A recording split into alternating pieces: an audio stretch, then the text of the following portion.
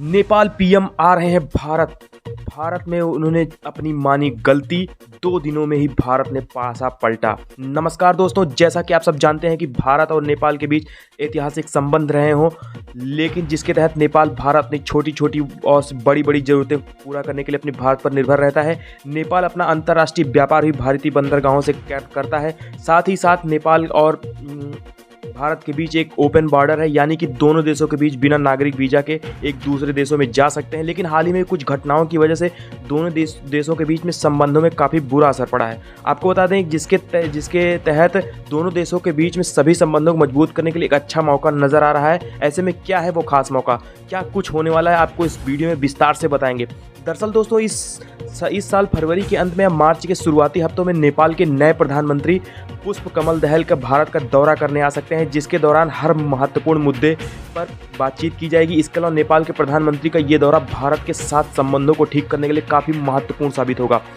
आपको बता दें कि जिस तरह से नेपाल प्रधानमंत्री भारत के कुछ इलाकों में आपत्तिजनक बयान देने के बाद दोनों देशों के बीच संबंध में परेशानियां आने लगी थी, इससे ऐसा लग रहा था कि भारत और नेपाल के संबंध पूरी तरह से बिगड़ जाएंगे। लेकिन अगर समझदारी दिखाते हुए पोस्टर कमल दहल आकर इन मुद्दों पर शांतिपूर्ण तरीके से बातचीत करते हैं तो ये साबित करते हैं कि उनके बयानों से पीछे चीन का कोई हाथ नहीं था। तो इस दोनों के बीच देश के संबंध काफ़ी अच्छे हो सकते हैं। वहीं भारत को नेपाल प्रधानमंत्री के दौरे पर इस बात का खास ध्यान रखना होगा कि भारत उन्हें ये महसूस करवाए कि नेपाल भारत के लिए कितना महत्वपूर्ण है और अपनी साझेदारी की कितना महत्व देते हैं, ताकि नेपाली प्रधानमंत्री पीएम के साथ खुले विचारों से बातचीत करें, खुद को अलग न समझें और चीन के प्रभाव को भी नेपाल में कम करें।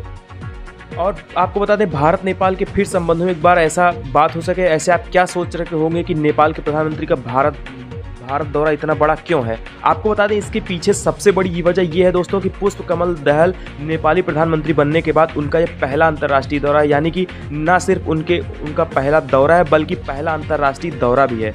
यानी कि प्रधानमंत्री कुर्सी संभालने के बाद पुष्पकमल दहल सबसे पहले भारत दौरे पा रहे हैं, जो कि इस बात को दर्शाता है कि नेपाल भारत के अपने संबंधों को मजबूत रखने में रुचि रखता है। इसके अलावा आपको बता दें कि नेपाल और बांग्लादेश आपस में ऊर्जा के व्यापार करने के लिए भारत के ट्रांसमिशन लाइन का इस्तेमाल भी करते हैं, ताकि दोनों देश बिजली की सप्लाई कर सकें। लेकिन शुरुआती दौर में भारत ने इसे मना कर दिया था, क्योंकि हमारे ट्रांसमिशन लाइन में नेपाल की एनर्जी बांग्लादेश पहुँचाने में कैपेसिटी के लिए मौजूद नहीं है।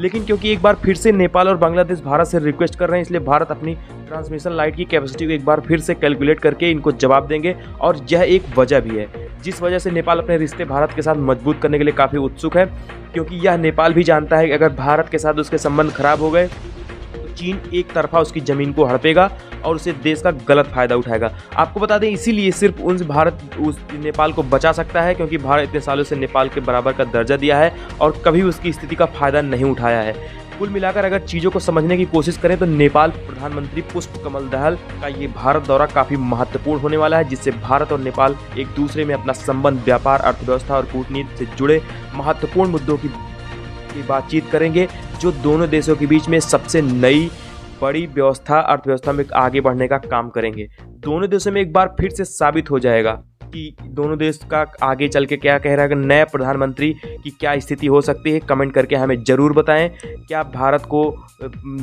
नेपाल के प्रधानमंत्री पुष्पकमल दहल का भारत दौरा सहज बनाना चाहिए, क्या नहीं बनाना। कमेंट करके ज़रूर हमें बताएं। जय हिंद।